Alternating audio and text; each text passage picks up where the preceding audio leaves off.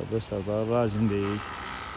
Villada seramik qıraqları ağına dekor işləmişik.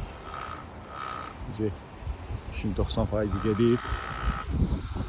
Silkom sistemidir. Qəşəng də bildirdi bir şey alınıb. Rəngi də qəşəngdir.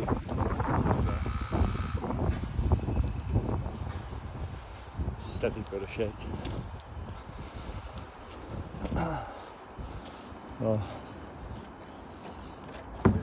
Daş kimi Taybet ve seramik. Orada da pleken yerleri koyulup bacarını pleken olacak. Az bir şeyimiz kalıp. Qəşəng də bir şey alınıb.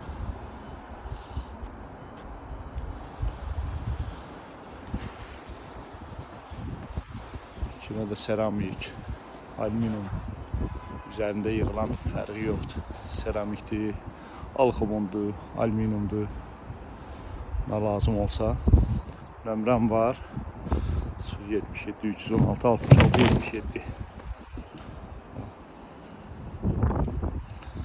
Qəşəng bir şey aldım. Milime milim.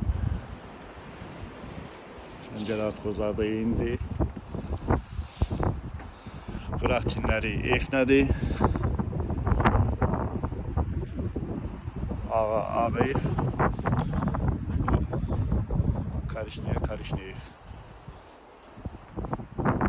Qəşəng bir şey oldu. Pəncərə qıraqlarında nəzik silkom çəkilib su verilməsin deyə.